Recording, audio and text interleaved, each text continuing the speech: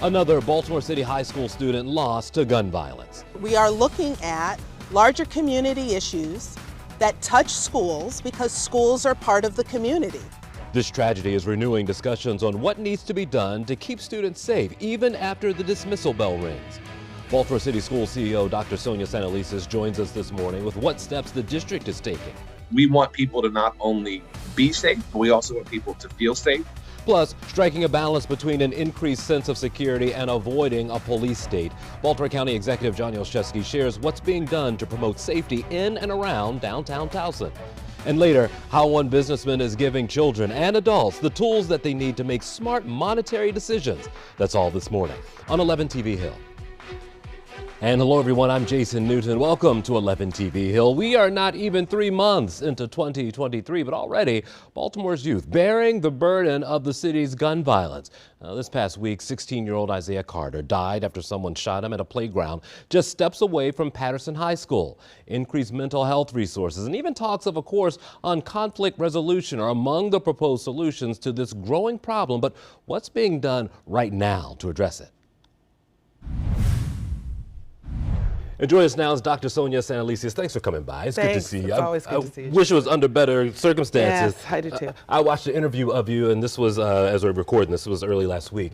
I sensed the fire. I sensed that this was not just a CEO who helps a lot of kids. This is a mom who has her own. That's right. That's exactly right. And I think that's, for me, what's hardest is because for every young person we lose, there are parents and family members that have to be told. And the urgency around, the responses, what we do as a community, and in each one of these, as in the most recent, we do go back and say, okay, what from our end, right, did we do?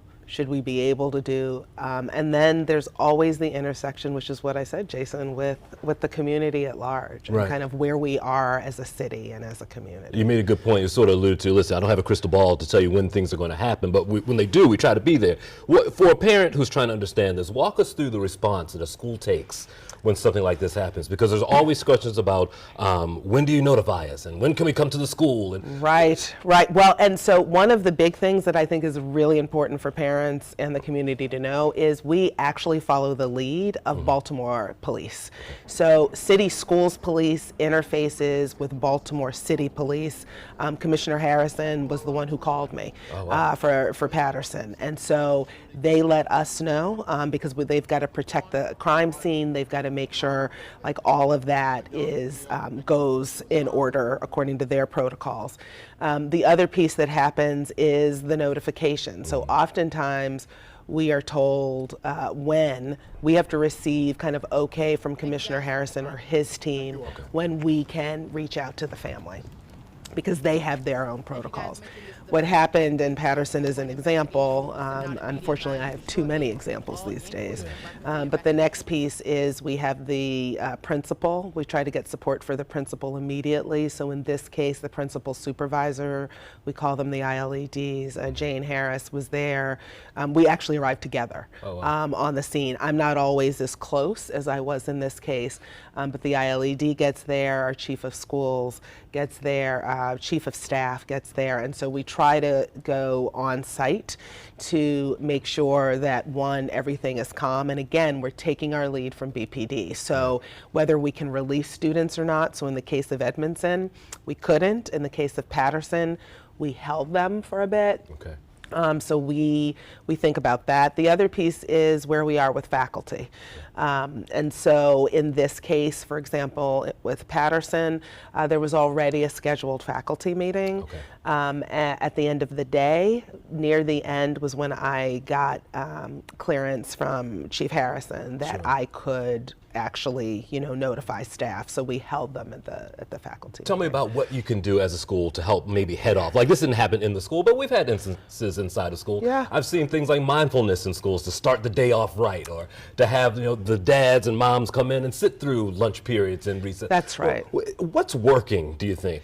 So I think the piece that is working is one, the focus on the overall school culture, right? So we know in school cultures that are healthy, young people learn ways to resolve conflict outside of kind of the escalation that happens where, you know, adults and young people go too quickly to violence as a response. The other piece that we know that we've spent more time on, and this, you know, came from feedback from a lot of parents, Jason, and that was taking bullying more seriously, right? Okay. And really, again, because it's the conflict, and that's part of what we're seeing. And so, conflict resolution.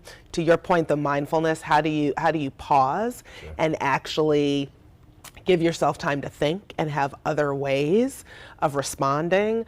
And then I think the other piece that's been incredibly helpful, because mental health services are important. And in a lot of cases, particularly with young people and society coming back after kind of the COVID isolation, one of the things that's been helpful is community members who are able to see what's going on in the community and try to flag it for us. So those are some things. I have about 30 seconds, about a minute left. Just reassure some parents that Yeah. when your kid gets on the bus or when they leave that pickup line, that everything will be okay on the way back home. Yeah, I think one of the things that I would say to parents is we have really focused again on what's the overall school culture, what are the signs that something might be brewing, and then two, we've invested a lot more, and this will be coming up in our budget season, a lot more in for example, locks on schools and doors, those simple things that seem simple, but they aren't. Cameras, putting more cameras in place so that we actually can see what's going on,